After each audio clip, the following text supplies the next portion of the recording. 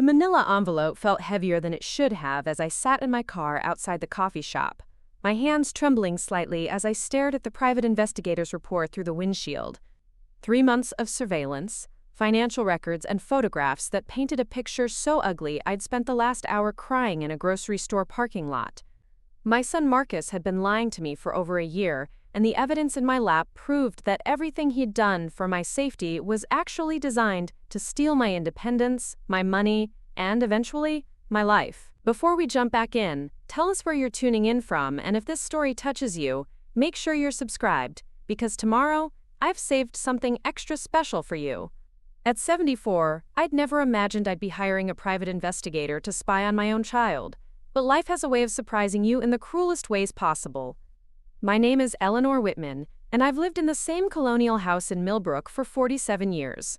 I raised 3 children there after my husband died when they were teenagers, worked as a high school principal until I retired at 65, and thought I'd earned the right to live my remaining years with dignity and peace. That peaceful retirement started crumbling exactly 18 months ago, when Marcus, my youngest at 42, began showing up at my door with increasing frequency, always with a new concern about my safety or well-being. At first, I was touched by his attention. His older siblings, Sarah and David, lived across the country with their own families and busy careers. Marcus was the only one who'd stayed local, working as a financial advisor just 20 minutes away in the next town over. The changes started small and seemed reasonable. Marcus convinced me to give him a spare key, just in case of emergencies. He started dropping by unannounced to check on me, always with some story about a break-in he'd heard about or an elderly person who'd fallen and couldn't call for help. He insisted on installing a new security system, one that sent alerts directly to his phone whenever a door or window opened. Then came the suggestions about my car. At 74, I was still driving confidently, had perfect vision with my glasses, and had never had an accident more serious than a parking lot fender bender 15 years earlier. But Marcus began pointing out every minor mistake, every moment of hesitation, every time I took a second longer to respond to something. He'd shake his head with exaggerated concern and say things like, "Mom, this is for your safety, but I really think we need to talk about whether you should still be driving." The financial concerns came next. Marcus started questioning my spending habits, expressing worry about my ability to manage my accounts. He'd arrive with printouts of my bank statements, highlighting purchases he deemed unnecessary or excessive. A $100 grocery bill became evidence of confusion. Buying a new winter coat became proof of impaired judgment. The $75 I'd spent on books from the library's used book sale was, according to Marcus, a sign that I was losing my ability to make rational financial decisions. Each conversation followed the same pattern. Marcus would present his concerns with furrowed brows and gentle, condescending tones. He'd hold my hands and look into my eyes with manufactured worry, while explaining that everything he suggested was for my safety and for my own good. When I'd protest or try to maintain my independence, he'd sigh deeply and remind me that he only wanted to protect me because he loved me so much. The turning point came 6 months ago during what Marcus called a family meeting that consisted of just him and me sitting at my kitchen table.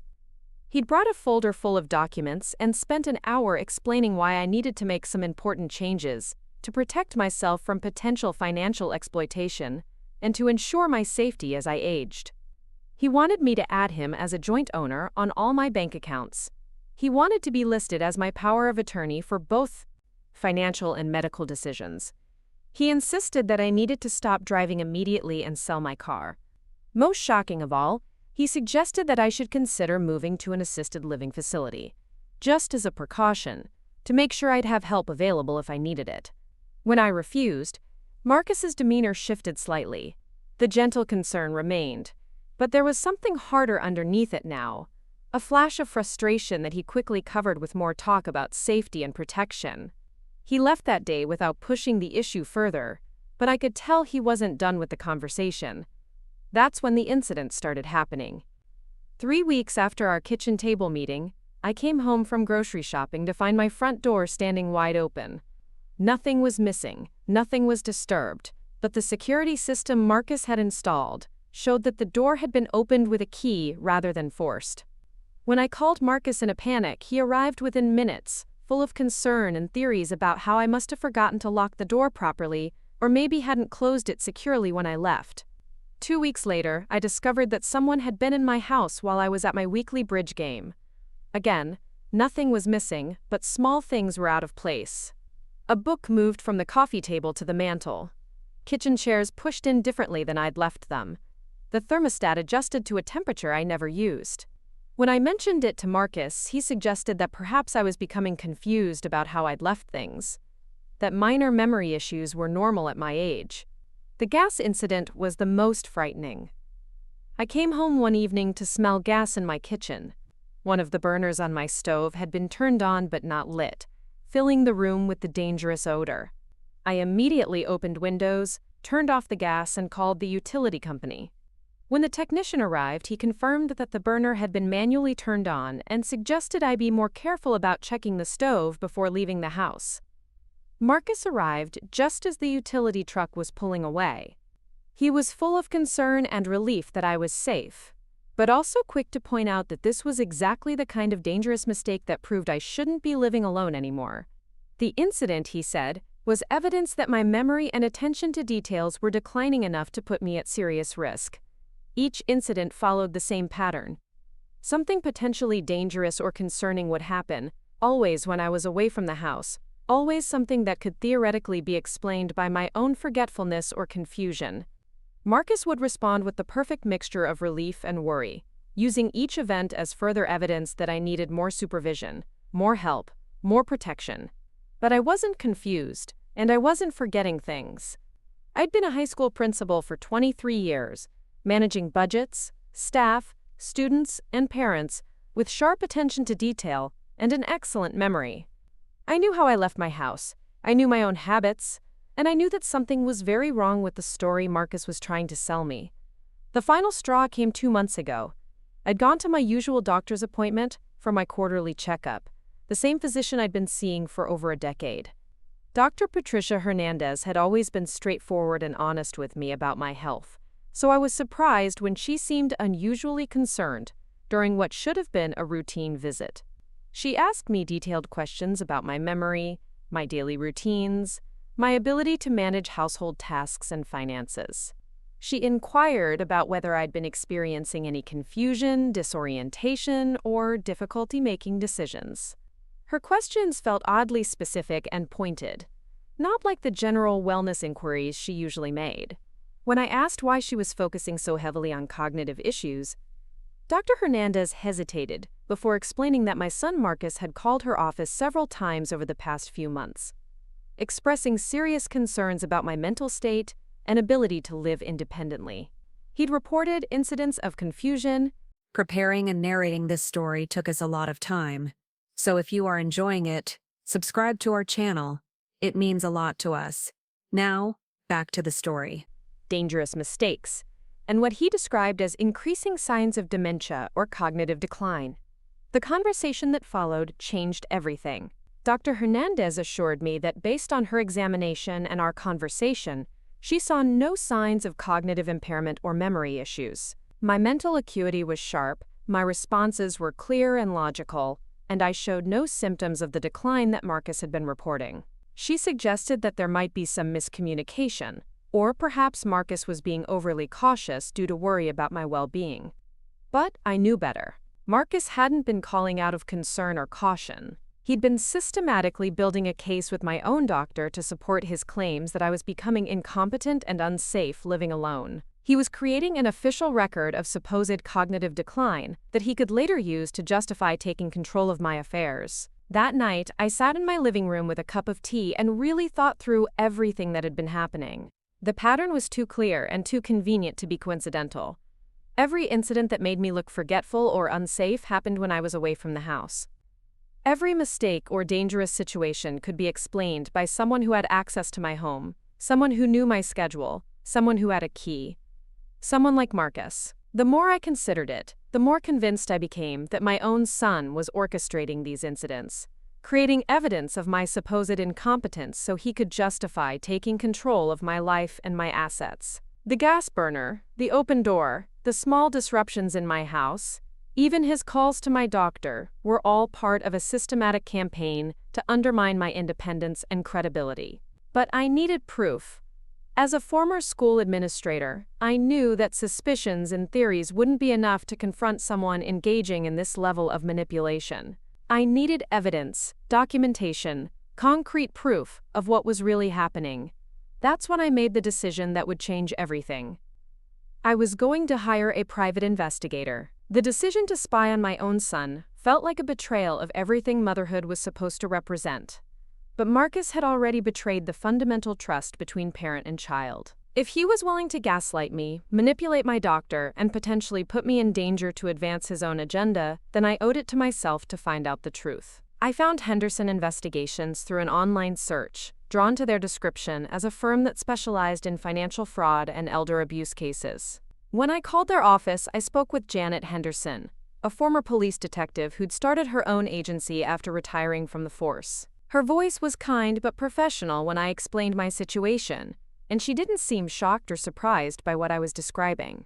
Janet explained that cases like mine were more common than people realized. Adult children taking advantage of elderly parents, creating false emergencies or evidence of incompetence to justify seizing control of assets, was a growing problem that often went undetected because the victims were too embarrassed to report it or too isolated to get help.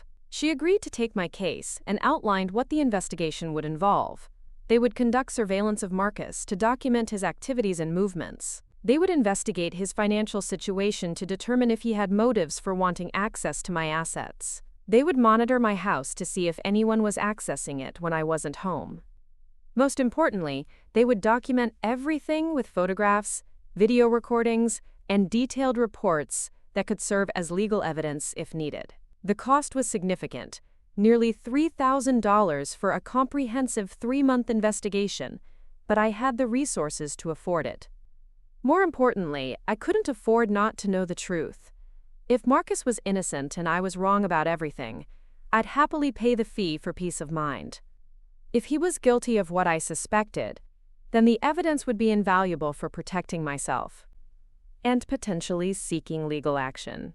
Janet assigned the case to one of her senior investigators, a man named Robert Chen, who had extensive experience with financial fraud and surveillance. We met once at a neutral location, a diner in the next town over, where Robert explained how the investigation would proceed. He would be conducting surveillance from a distance, using telephoto cameras and other equipment. He would be installing discrete monitoring devices in my home with my permission to document any unauthorized entries. Everything would be done legally and ethically, with my full knowledge and consent. The waiting was the hardest part. For 3 months I had to continue living my normal routine while knowing that I was being watched by both the investigator I'd hired and potentially by the son I was investigating. I had to act natural around Marcus, responding to his continued expressions of concern and his ongoing campaign to convince me that I needed more supervision and assistance. Marcus kept pushing his agenda during those 3 months. He brought up the power of attorney documents again, suggesting that we should at least get them prepared even if we didn't execute them right away. He continued pointing out every minor mistake or moment of confusion as evidence of cognitive decline. He even brought up the assisted living facility topic again, this time with brochures, and a suggestion that we should at least tour some places to see what options were available. The most difficult part was pretending I didn't notice when things in my house were moved or disturbed. Robert had installed tiny cameras in several rooms, hidden devices that would record anyone who entered when I wasn't home. I had to act surprised and concerned when I discovered that someone had been in the house, had to play along with Marcus's theories about my forgetfulness and confusion. But I also started keeping my own detailed records.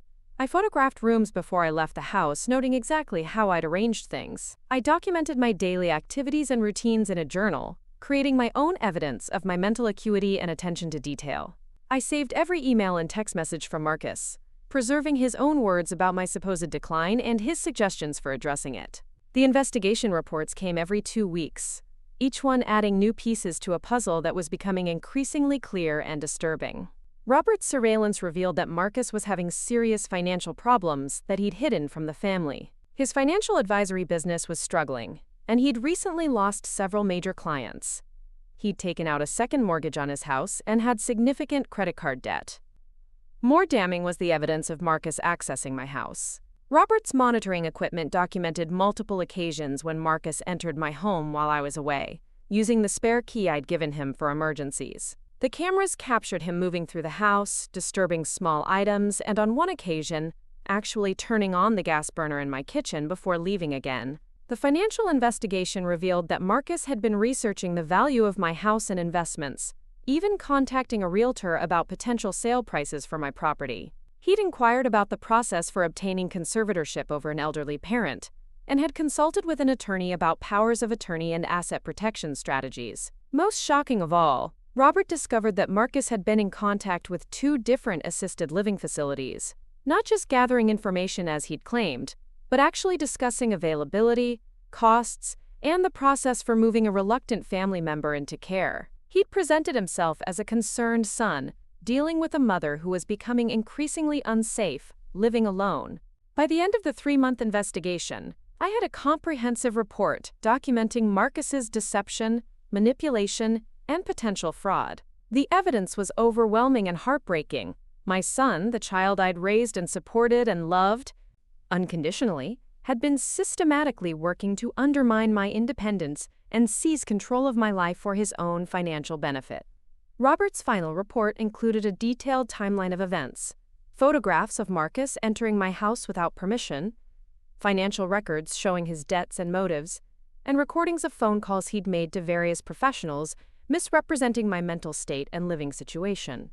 It was a complete picture of calculated elder abuse, documented with the kind of evidence that would hold up in court if necessary.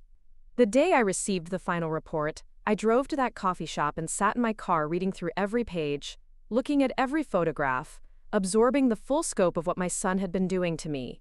The betrayal was devastating, but it was also liberating. I finally had proof of what I'd suspected. Validation that I wasn't confused or paranoid or losing my mental faculties. I also had power. Marcus had been relying on my ignorance and isolation to continue his scheme.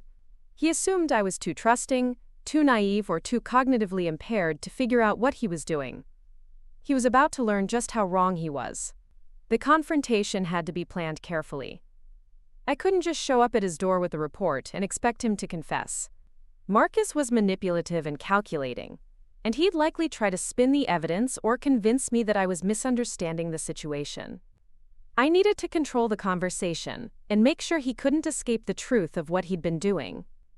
I decided to invite him over for dinner, just like we'd done hundreds of times over the years. I'd cook his favorite meal, serve it in the dining room where we'd shared so many family moments, and then present him with the evidence in a setting where he'd be forced to confront the reality of his actions. The invitation was casual and normal. I called Marcus on a Thursday evening and asked if he'd like to come over for Sunday dinner. I mentioned that I'd been thinking about family memories lately and thought it would be nice to spend some quiet time together. He accepted immediately, probably seeing it as another opportunity to work on convincing me that I needed more supervision.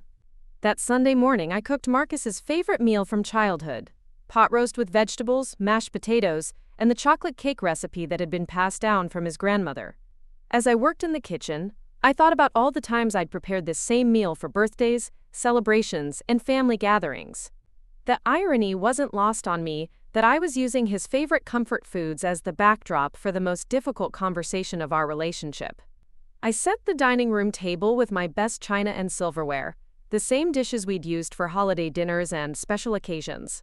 I placed candles on the table and even put out the cloth napkins that usually only came out for company. Everything looked perfect, warm and inviting, like a celebration of family love and connection. The manila envelope containing Robert's report sat on the sideboard behind my chair, hidden from view but within easy reach. I'd organized the contents carefully, with the most damning evidence on top and supporting documents arranged in chronological order.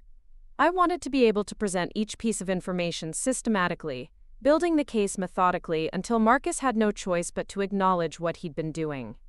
Marcus arrived exactly on time, carrying flowers and wearing the kind of smile that I now recognized as calculating rather than genuine. He hugged me warmly and complimented the delicious smells coming from the kitchen, playing the role of the loving, attentive son who was so concerned about his aging mother's well-being. We made small talk during dinner, discussing his work, the weather, neighborhood news, and other safe topics that had filled our conversations for months.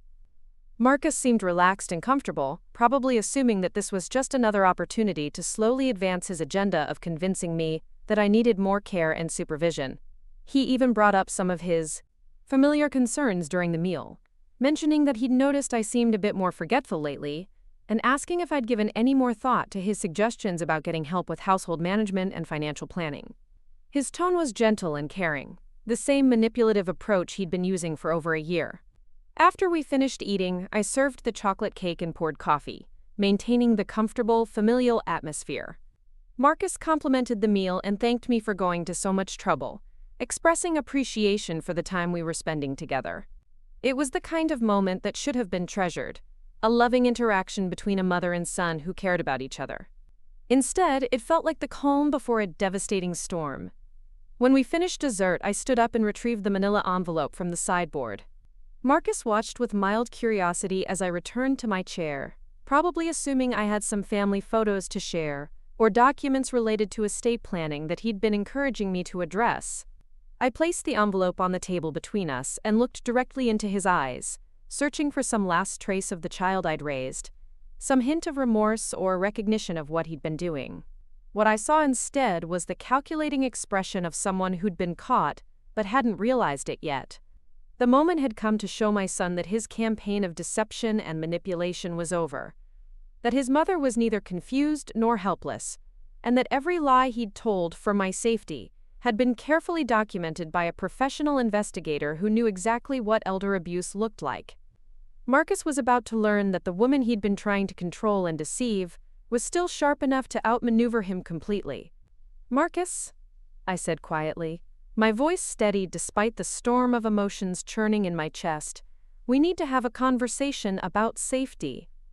His eyebrows lifted slightly, probably expecting another discussion about my supposed declining abilities, or perhaps my resistance to his helpful suggestions. Instead, I opened the manila envelope and pulled out the first photograph. It was a clear, high-resolution image taken with a telephoto lens, showing Marcus using his key to enter my front door last Tuesday afternoon while I was at my weekly bridge game. The timestamp in the corner read 2:47 p.m., exactly 33 minutes after I'd left for the community center. The expression on his face as he looked around to make sure no one was watching was focused and deliberate, nothing like someone making an innocent welfare check. Marcus stared at the photograph for a long moment, his face going through a series of subtle changes. First confusion, then recognition, then something that looked almost like relief, as if he was glad the charade was finally over. But when he looked up at me, he was still trying to maintain his caring son persona. "Mom, I can explain this. I was worried about you because you'd seemed so confused lately, and I wanted to make sure you hadn't left anything dangerous on or forgotten to lock up properly." His voice carried that same gentle, condescending tone he'd been using for months, but now I could hear the calculation behind it. I placed the second photograph on the table. This one showed Marcus in my kitchen, deliberately turning on the gas burner without lighting it. The camera had captured him checking his watch, apparently timing how long to leave it on before turning it off and leaving. The image was crystal clear, leaving no room for misinterpretation or innocent explanations. "Tell me how this was for my safety, Marcus." I kept my voice calm and even, though inside I felt like I was watching a stranger wearing my son's face. The mask slipped completely then. The gentle concern vanished, replaced by something harder and more calculating. Marcus leaned back in his chair and studied my face, probably trying to figure out how much I knew and how much damage control he needed to do. "How long have you been having me watched?" he asked, his voice now devoid of the artificial warmth he'd been using.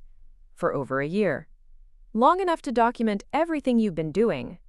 I pulled out the thick folder containing Robert's complete report. "Every time you entered my house without permission. Every lie you told my doctor about my mental state. Every conversation you had with assisted living facilities about having me committed. Every financial record showing why you needed access to my assets." Marcus was quiet for several minutes, his jaw working as he apparently weighed his options. When he finally spoke, his voice was different, more honest than it had been in months, but also completely lacking in remorse. You don't understand the situation I'm in, Mom. My business is failing. I'm going to lose everything I've worked for my entire adult life. The house, the practice, everything. I needed options, and you're sitting here on $500,000 in assets while living like you're still a struggling teacher. So you decided to drive me insane instead of simply asking for help? The question came out sharper than I'd intended, years of suppressed anger finally finding their voice. Ask for help? Marcus laughed, but there was no humor in it. You would have lectured me about financial responsibility and probably offered to lend me $500 while suggesting I get a second job. You've never understood what it's like to have real responsibilities, real pressure. I stared at this man who shared my DNA but seemed to have no connection to the values I'd tried to instill in him. So instead you chose to gaslight me, manipulate my doctor, and put me in actual danger by leaving gas burning in my kitchen. The gas thing was carefully calculated. Just enough to create the smell, not enough to actually cause harm. It was supposed to be evidence that you were becoming unsafe, not actually hurt you. He said this as if the distinction made his actions reasonable, rather than terrifying. Supposed to be evidence for what, Marcus? What was your endgame here? Marcus looked around the dining room where we'd shared so many family meals, his eyes taking in the china cabinet his father had built, the family photos covering the walls, the comfortable surroundings that represented decades of stability and love. When he looked back at me, his expression was cold. Conservatorship, with documented evidence of cognitive decline, dangerous incidents, and professional opinions from your doctor, I could have had you declared incompetent to manage your own affairs. As your conservator, I would have had legal control over all your assets. The house, the investments, everything. And you would have been safely tucked away in a nice facility where trained professionals could look after you. The casual way he described stealing my entire life was more chilling than any threats or anger would have been. This wasn't a crime of passion or desperation. This was a calculated, systematic plan to destroy my independence and seize my assets, carried out over months with careful attention to legal requirements and documentation. And what about my life, Marcus? My autonomy, my dignity, my right to live in my own home? You're 74 years old. How many good years do you really have left? At least this way, your assets would stay in the family, instead of being eaten up by medical bills or nursing home costs later on. I pulled out another section of Robert's report, this one detailing Marcus's research into my financial accounts and his inquiries about real estate values. Stay in the family? According to this, you were planning to sell my house and liquidate my investments. How exactly would that keep anything in the family? Marcus shrugged, apparently past the point of trying to justify his actions with concern for my well-being. I would have managed the money responsibly, invested it properly, made sure it lasted and grew. You just let it sit there doing nothing. It's my money, Marcus. I earned it. I saved it. And I have the right to do whatever I want with it, including letting it sit there doing nothing if that's what I choose. Rights? He shook his head dismissively. You're talking about rights while I'm talking about reality. The reality is that you're getting older, you're going to need expensive care eventually, and without proper management, your assets won't be enough to cover those costs. I was trying to solve that problem proactively. I looked at this stranger sitting across from me and wondered when exactly I'd lost my son. Had he always been this calculating and selfish, and I'd simply been too blinded by maternal love to see it? Or had something changed him, turned him into someone capable of systematically destroying his own mother's life for financial gain? The reality, Marcus, is that you were committing elder abuse, financial fraud, and potentially attempted assault. The reality is that you lied to medical professionals, manipulated me for over a year, and put me in genuine danger with your gas stunt. The reality is that everything you did was illegal, immoral, and designed to benefit you at my expense. Marcus leaned forward, his expression hardening. And what exactly do you plan to do about it? Turn in your own son? Drag our family through the legal system? Destroy whatever relationship we have left? The threat was subtle, but clear. He was betting that maternal love and family loyalty would prevent me from taking action against him, even with overwhelming evidence of his crimes. He was counting on my desire to protect the family reputation and avoid public scandal to give him a pass on behavior that would send a stranger to prison. For a moment, I almost wavered. Despite everything he'd done, Despite the calculated cruelty of his actions, he was still the child I'd rocked to sleep, the teenager I'd supported through his struggles, the young man I'd been proud to see build a career and start a family. The instinct to protect him, to find some way to resolve this privately and preserve our relationship, was almost overwhelming. But then I thought about the gas burner, about the deliberate calculation required to create a dangerous situation in my home. I thought about him systematically lying to my doctor, trying to convince a medical professional that I was mentally incompetent. I thought about the months of gaslighting, the slow erosion of my confidence and independence, the careful campaign to make me doubt my own perceptions and abilities. Most of all, I thought about what would have happened if I hadn't been smart enough and suspicious enough to hire Robert. Marcus's plan had been working. Dr. Hernandez had already been concerned enough to question me about cognitive issues. The incidents in my home had been escalating in frequency and seriousness. I'd been starting to doubt myself, starting to wonder if maybe I really was becoming confused and unsafe. If I'd been just a little less sharp, a little more trusting, a little more isolated from outside perspectives, Marcus might have succeeded. I could have ended up in an assisted living facility, declared legally incompetent, stripped of my autonomy and assets, while my son sold my home and spent my money on his failed business ventures. What I'm going to do, I said, gathering up the photographs and documents spread across the table, is give you a choice. We can handle this privately, or we can handle it through the legal system. But it's going to be handled. Marcus's eyes narrowed. What kind of choice? You can voluntarily enter counseling to address whatever issues led you to think this behavior was acceptable. You can make full financial restitution for the costs of the investigation and any other expenses related to your actions. You can provide written documentation acknowledging what you did and agreeing never to attempt anything similar again. And you can accept that your relationship with me will be permanently changed by what you've done. And if I choose the legal system option, then I turn this entire report over to the district attorney's office tomorrow morning, along with a formal complaint detailing every crime you've committed. Elder abuse, attempted financial exploitation, trespassing, creating false emergencies, fraud. Let the courts sort out what charges are appropriate and what penalties you face. Marcus was quiet for a long time, studying my face as if trying to determine whether I was serious. Perhaps he was still hoping that maternal love would win out over justice, that I'd eventually back down rather than follow through on consequences for his actions. You realize this destroys our relationship either way? He said finally.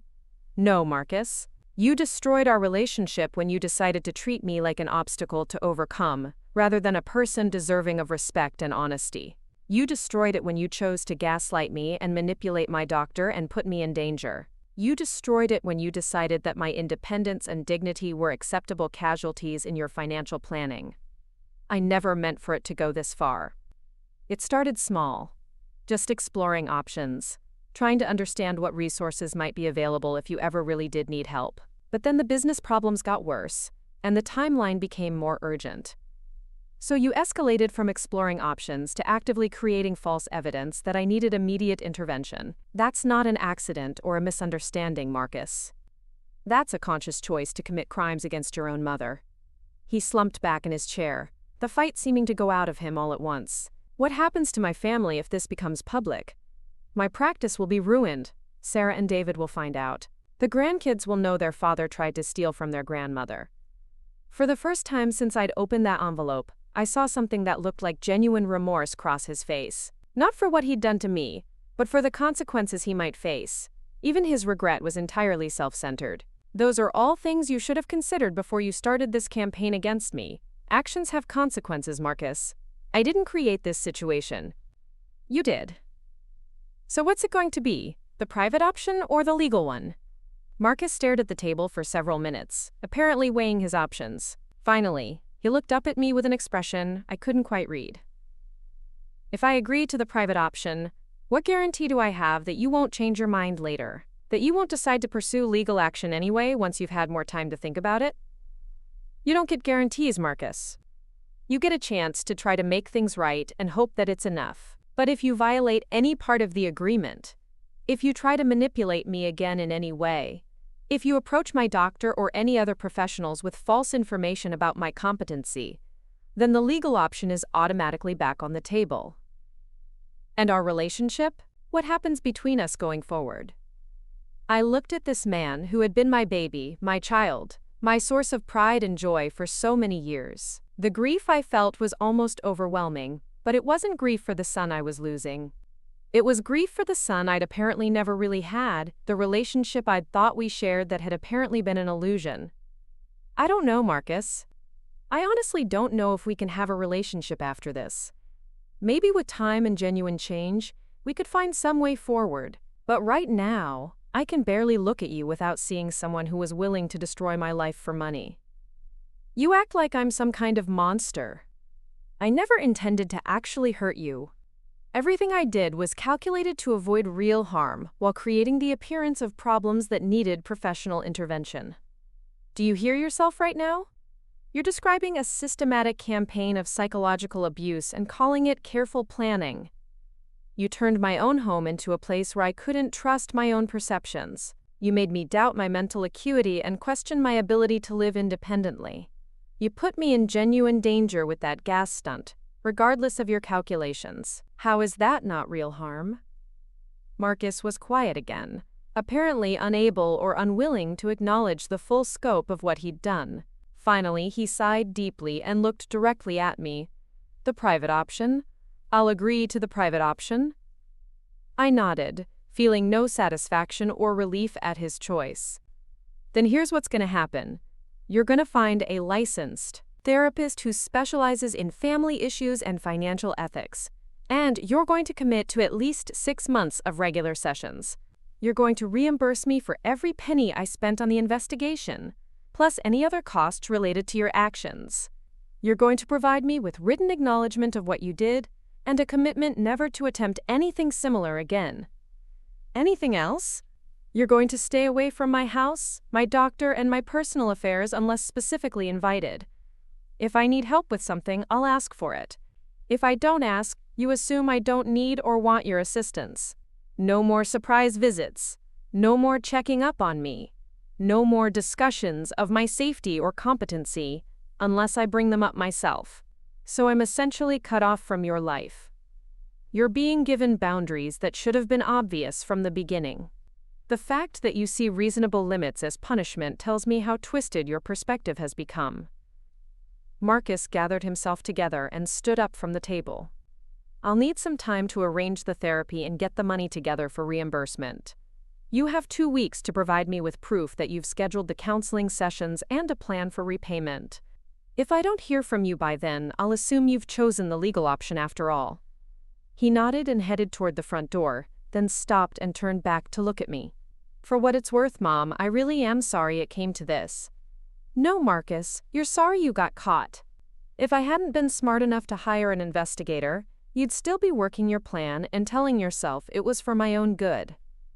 After he left, I sat alone in my dining room, surrounded by the remnants of what should have been a pleasant family dinner.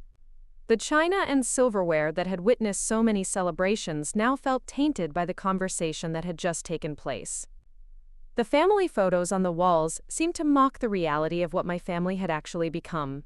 I cleared the table mechanically, washing dishes and putting away leftovers while my mind processed everything that had just happened. The confrontation had gone better than I'd hoped in some ways. Marcus had admitted to his actions rather than trying to deny the evidence, and he'd agreed to the private resolution rather than forcing me to involve the legal system. But in other ways, it had been worse than I'd feared. There had been no real remorse, no genuine understanding of the harm he'd caused, no recognition that his actions were fundamentally wrong rather than simply unsuccessful. Even his apology had been conditional and self-serving. Over the following weeks, Marcus followed through on his commitments in the most minimal way possible. He found a therapist and provided me with documentation of scheduled sessions, though I had no way of knowing whether he was actually participating meaningfully or just going through the motions. He arranged a payment plan for reimbursing my investigative costs, though he clearly resented every dollar he had to repay. The written acknowledgement he provided was carefully worded legal language that admitted to specific actions without accepting broader responsibility or expressing genuine remorse. It read like a document designed to protect him from future legal action rather than a sincere recognition of wrongdoing. But he stayed away. No more surprise visits, no more calls about my safety and well-being, no more manipulation disguised as concern. My house felt like my own again, my routines were unmonitored, and my independence was restored. The silence from Marcus was both a relief and a source of sadness. I'd gotten my life back, but I'd lost my son in the process. Sarah and David called regularly from across the country, but I didn't tell them what had happened. They had their own families and careers to worry about, and I saw no reason to burden them with the knowledge that their brother had tried to defraud and institutionalize me. Dr. Hernandez was relieved when I explained that the concerns Marcus had been reporting were unfounded, and that he'd been exaggerating normal aging issues due to his own anxiety about my independence. I didn't tell her the full truth about his manipulation, but I made it clear that his reports should not be given credence in the future. Robert Chen sent me a final report 6 months later, confirming that Marcus had completed his therapy sessions and made full reimbursement for the investigation costs. The case was officially closed from his perspective, though he reminded me that I could contact his office if there were any future issues or concerns. I never heard from Marcus again directly. Through mutual friends and distant family members, I learned that his financial advisory practice had eventually failed despite his efforts to save it. He'd sold his house and moved to another state, apparently starting over in a location where his reputation hadn't been damaged by business failures. I didn't feel satisfaction at his misfortune, but I didn't feel sympathy either. Marcus had made choices that prioritized his financial well-being over basic human decency and family loyalty. The consequences he faced were the natural result of those choices, not some unfair punishment imposed by a cruel world. My life settled into new routines that felt both familiar and different. I was still living independently in my own home, managing my own affairs, making my own decisions about my health and safety. But I was also more cautious about trust, more aware of the ways that manipulation could be disguised as care and concern. I installed a new security system that only I controlled. I established relationships with neighbors and friends that provided genuine support without undermining my autonomy. I made sure that multiple people had accurate information about my well-being and circumstances, creating a network that would make it difficult for anyone to isolate me or misrepresent my situation in the future. Most importantly, I learned to trust my own perceptions and instincts again. The months of gaslighting had made me doubt my ability to accurately assess situations and relationships, but time and distance from Marcus's manipulation restored my confidence in my own judgment. I never regretted hiring Robert Chen or confronting Marcus with the evidence of his crimes. The cost in money and family relationships had been significant, but the alternative, allowing myself to be systematically deceived and abused, would have been far worse. Sometimes I wondered what would have happened if Marcus had simply been honest about his financial problems from the beginning. I might have been willing to help him, either with a loan or by adjusting my estate planning to provide for his needs. But he'd chosen deception and manipulation over honesty and trust, making it impossible for me to respond with generosity or understanding. The saddest part wasn't losing the son I thought I had. It was realizing that the son I thought I had probably never existed in the first place. The Marcus who had seemed loving and concerned had always been calculating and self-serving. I'd just been too trusting and too invested in maintaining family harmony to see the truth. But I'd survived. I'd been smart enough and strong enough to recognize that something was wrong, even when everyone around me was telling me it was normal aging. I'd been brave enough to investigate my suspicions and confront the truth when I found it. I'd been decisive enough to take action to protect myself, even when it meant sacrificing relationships I'd valued. At 74, I'd learned that sometimes the most dangerous person in your life is someone you trust completely, and that protecting yourself sometimes requires betraying the trust of people who have already betrayed yours. It wasn't a lesson I'd wanted to learn, but it was one that ultimately made me stronger and more capable of living the independent life I'd earned through decades of hard work and careful planning. The house felt peaceful now, truly peaceful for the first time in over a year. No one was watching me, manipulating me, or planning to steal my independence. I could trust my own perceptions, make my own decisions, and live according to my own values, without constantly questioning whether I was becoming confused or incompetent. Marcus had told me that his actions were for my safety, but the truth was that my real safety had required exposing his lies and reclaiming control over my own life. The private investigator's report hadn't just documented his crimes. It had given me back my power, my dignity, and my right to determine my own future. The weeks following Marcus's departure felt like waking up from a long, disorienting dream. I found myself moving through my house differently, no longer checking over my shoulder or second-guessing whether I'd really locked the front door or turned off the stove. The hypervigilance that had become my constant companion during those months of manipulation was slowly fading, replaced by a sense of ownership over my own space that I hadn't realized I'd lost.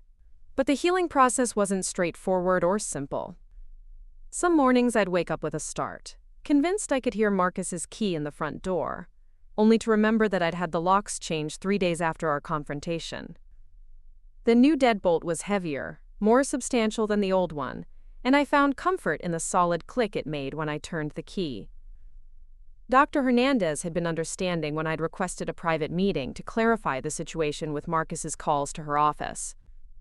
I didn't tell her everything, just that there had been some family miscommunication about my health status and that his concerns had been based on misunderstandings rather than actual observations of cognitive decline.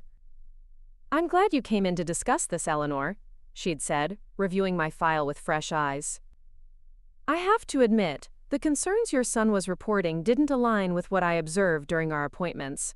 You've always been sharp, articulate, and well-oriented." The disconnect was puzzling. "Marcus has been under a lot of stress lately," I'd explained, which was technically true, even if it didn't capture the full scope of his deception. I think he was projecting his own anxieties about aging onto normal, everyday moments of forgetfulness that we all experience.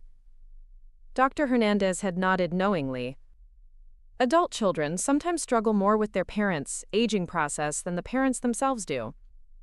It's not uncommon for them to catastrophize minor incidents or normal age-related changes. What she didn't know, and what I couldn't bring myself to tell her, was that Marcus had been creating those incidents himself, manufacturing evidence of decline that didn't exist. The thought that he'd manipulated a medical professional, someone whose opinion I trusted and valued, still made my stomach turn with a mixture of anger and betrayal. The financial restitution Marcus was providing came in monthly installments, each check arriving exactly on the due date we'd agreed upon, with no accompanying note or explanation. The payments felt clinical and impersonal, like settling a business debt rather than acknowledging harm done to family. I deposited each check without emotion, adding the money to a separate account I'd opened specifically for this purpose. I wasn't sure what I'd ultimately do with that money. Part of me wanted to donate it to organizations that helped elder abuse victims, turning Marcus's crime into something that could benefit others who'd faced similar manipulation.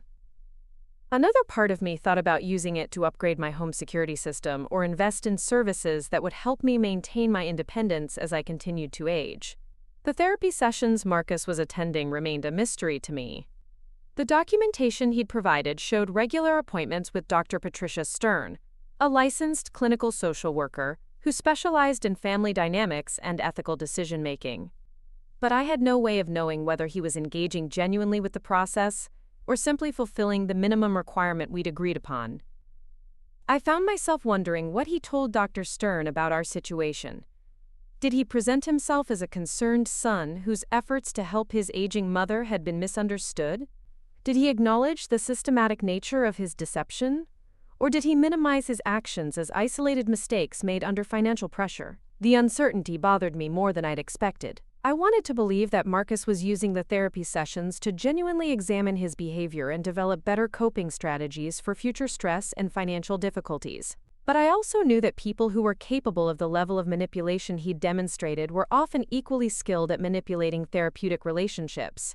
3 months after our confrontation, I received an unexpected phone call from my daughter, Sarah. She was calling from Seattle, where she worked as a marketing director for a tech company, and her voice carried a concern that immediately put me on alert. "Mom, I hope you don't mind, but I tried to reach Marcus last week to coordinate Christmas plans, and his phone number has been disconnected.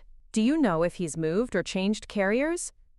I felt my chest tighten as I realized I'd have to navigate this conversation carefully. Sarah and David both knew that Marcus had been helping me with various household and safety issues over the past year, but they didn't know the true nature of his involvement or how it had ended. "Marcus has been going through some changes lately," I said, choosing my words carefully. "His business has been struggling, and he's had to make some difficult decisions about his living situation.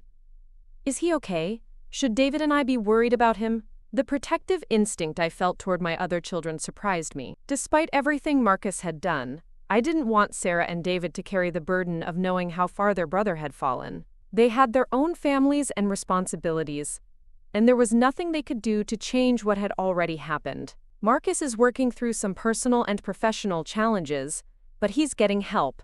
I think he needs some space right now to figure things out without family pressure or expectations. Sarah was quiet for a moment, processing this information. "Did something happen between you two? You sound different when you talk about him." I'd always admired Sarah's perceptiveness, but right now I wished she was a little less observant. We had some disagreements about my independence and what kind of help I actually need as I get older. Marcus was more concerned about my safety than I felt was necessary, and it created some tension between us. "Oh, Mom, I'm sorry you guys have been dealing with that. I know Marcus has always been the worrier among us kids."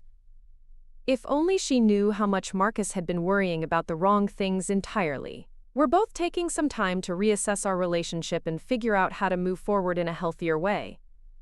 Should David and I plan to visit for Christmas without expecting Marcus to be there? The question hit me harder than I'd anticipated. Christmas had always been a big family celebration in our house, with all 3 kids and their families gathering for several days of cooking, gift-giving, and reminiscing about holiday memories from their childhoods. The thought of celebrating without Marcus felt both sad and liberating. "I'd love to have you and David and the grandkids here for Christmas, with or without Marcus. Let's focus on the family members who can be present rather than worrying about those who can't." After I hung up with Sarah, I sat in my living room thinking about how the holidays would feel different this year. Marcus's absence wouldn't just be an empty chair at the dinner table. It would be the knowledge that the chair had been occupied by someone who'd been systematically working to undermine my independence while pretending to care about my well-being. But it would also be an opportunity to enjoy my family without the underlying tension I now realized had been present during Marcus's visits. No more subtle comments about my driving or my financial management. No more manufactured concern about my ability to live safely in my own home. Just genuine connection with people who loved me without hidden agendas. I decided to start planning the most elaborate Christmas celebration I'd hosted in years. I'd invite neighbors and longtime friends to join us, filling the house with people who genuinely cared about each other.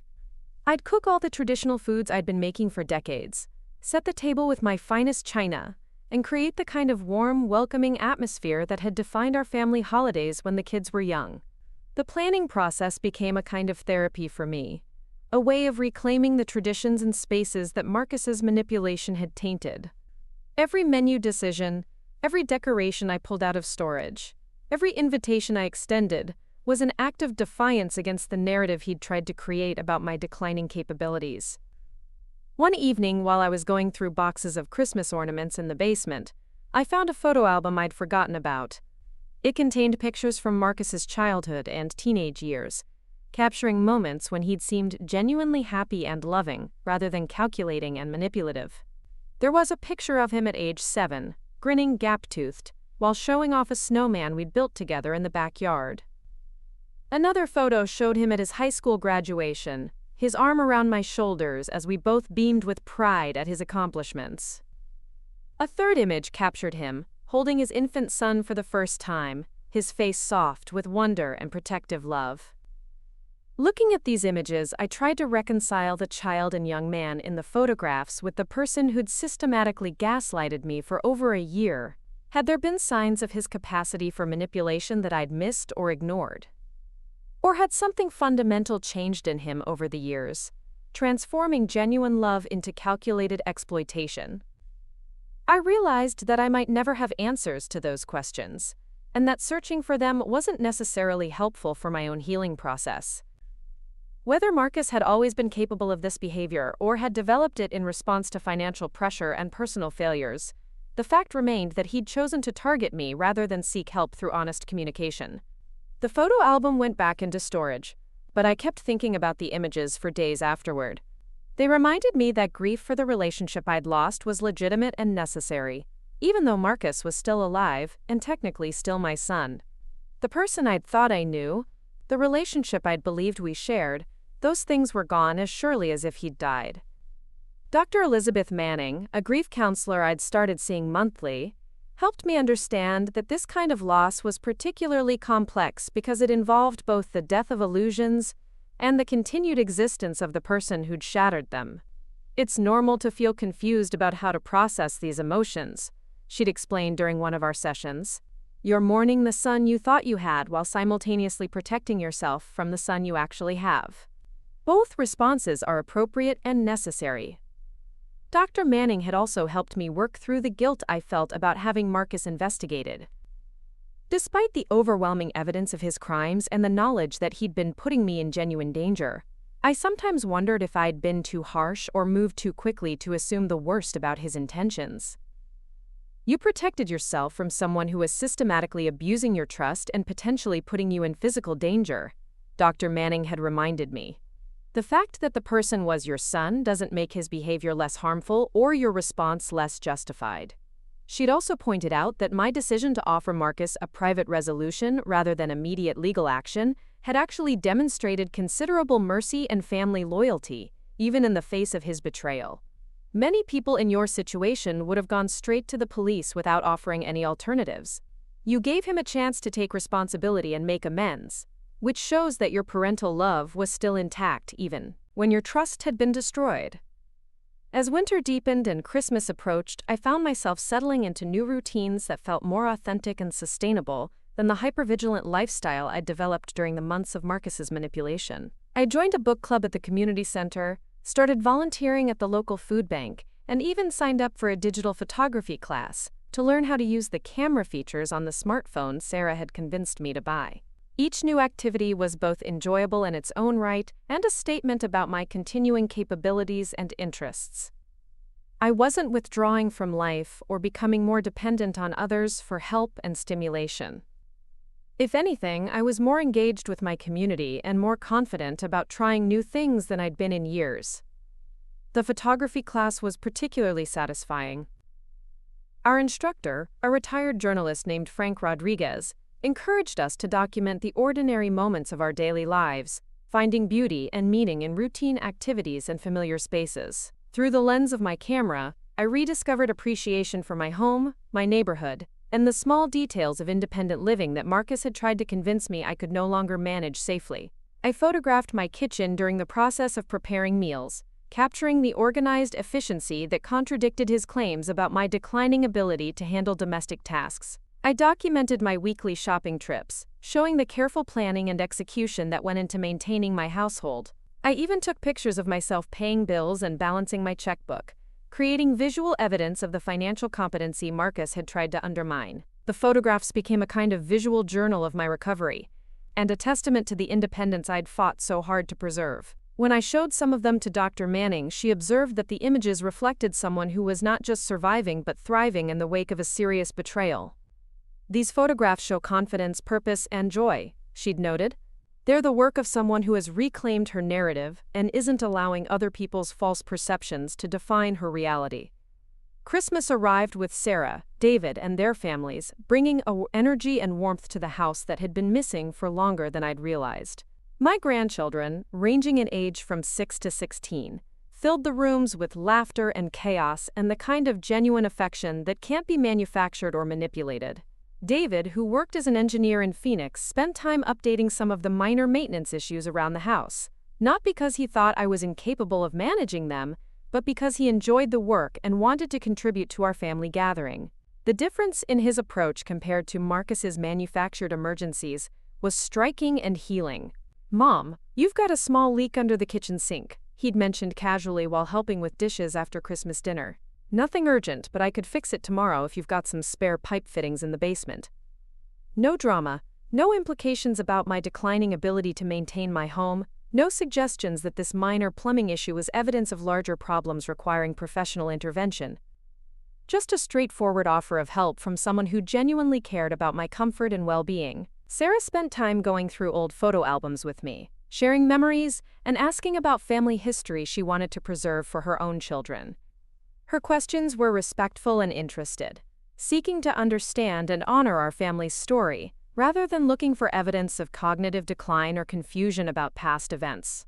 "Tell me about this picture of Dad building that treehouse," she'd asked, pointing to a faded photograph from the early 1980s. "I remember playing in it, but I'd love to hear the story of how it came to be." These were the kinds of conversations I'd been craving, interactions that treated me as a repository of family wisdom and experience rather than a problem to be managed or controlled. Sarah and David saw me as their mother, not as a liability or an obstacle to their own financial security. On Christmas morning, as I watched my grandchildren open presents and play with their new toys, I felt a deep sense of gratitude for the decision to investigate Marcus's behavior, rather than simply accepting his version of reality. If I'd allowed him to succeed in his plan, I wouldn't be here in my own home, surrounded by family, maintaining the traditions and relationships that gave my life meaning. Instead, I'd be in some institutional setting, declared incompetent to manage my own affairs, cut off from the independence and dignity I'd worked a lifetime to achieve. My house would have been sold, my assets liquidated, and my ability to contribute to my family's lives severely limited. The thought of what I'd almost lost made me appreciate what I'd preserved even more deeply. Every moment of the holiday celebration felt precious, not because I was old and running out of time, but because I'd fought for the right to experience it on my own terms. After my family returned to their homes and normal routines resumed, I found myself thinking about other elderly people who might be facing similar manipulation from family members or caregivers. How many of them had the resources, education, and social connections that had enabled me to recognize what was happening and take action to protect myself? I started researching organizations that provided education and support for elder abuse victims, eventually connecting with the local area agency on aging and a nonprofit called Elder Justice Coalition that worked to raise awareness about financial exploitation and family manipulation. Dr. Manning had suggested that channeling my experience into advocacy work might be a healthy way to process my own trauma while helping others avoid similar situations. She was right. Working with these organizations gave me a sense of purpose and meaning that extended far beyond my personal situation. I began volunteering to speak at community education events, sharing my story as an example of how sophisticated and subtle elder abuse could be, and how important it was for older adults to trust their instincts when something felt wrong, even if the person causing concern was a trusted family member. The first time I told my story to a group of seniors at a community center, I was nervous about their reactions. Would they judge me for having Marcus investigated? Would they think I'd been too suspicious or too harsh in my response to his behavior? Instead, I found an audience that understood exactly what I'd experienced. Several people approached me after the presentation to share their own stories of family members who'd tried to manipulate or control them under the guise of concern for their safety. Others thanked me for giving them language to describe feelings and experiences they'd been struggling to understand. One woman, probably in her late 70s, pulled me aside to describe how her daughter had been pressuring her to sell her condo and move into an assisted living facility, using many of the same tactics Marcus had employed. The woman had been starting to doubt her own judgment and wonder if maybe she really was becoming unsafe living alone. "Hearing your story makes me realize that I need to trust my instincts," she'd said. "I'm not confused or incompetent. I'm being manipulated, and there's a difference." These conversations reinforced my belief that speaking out about my experience was worthwhile, even if it meant admitting that I'd been deceived and manipulated by my own son. The shame and embarrassment I'd initially felt about the situation were gradually being replaced by a sense of empowerment and purpose. By the first anniversary of confronting Marcus with Robert's report, I felt like I'd built a new life that was in many ways richer and more authentic than the one I'd been living before his manipulation began. I had deeper friendships, more meaningful activities, stronger community connections, and a clearer sense of my own values and boundaries. I also had a realistic understanding of my own vulnerabilities and the importance of maintaining the support systems and safeguards that would help me age safely without sacrificing my independence. The experience with Marcus had taught me that threats to elderly autonomy could come from unexpected sources and take sophisticated forms. But it had also shown me that I was capable of protecting myself when necessary. The private investigator's report that had once represented evidence of betrayal and family destruction had become something else entirely, a symbol of my ability to seek truth, protect my interests, and maintain my dignity in the face of systematic deception.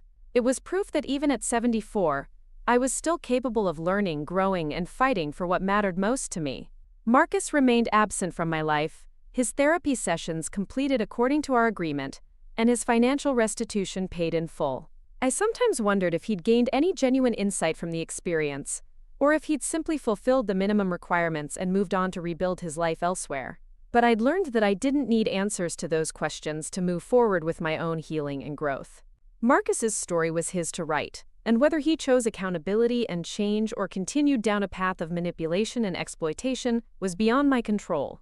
What I could control was my own response to what had happened, the lessons I drew from the experience, and the ways I used that knowledge to build a safer, more fulfilling future. The house that had once felt tainted by Marcus's deception now felt like a sanctuary I'd fought to preserve, every room holding memories of the life I'd chosen to live rather than the institutional existence he'd tried to impose on me. Up next, you've got 2 more standout stories right on your screen. If this one hit the mark, you won't want to pass these up. Just click and check them out.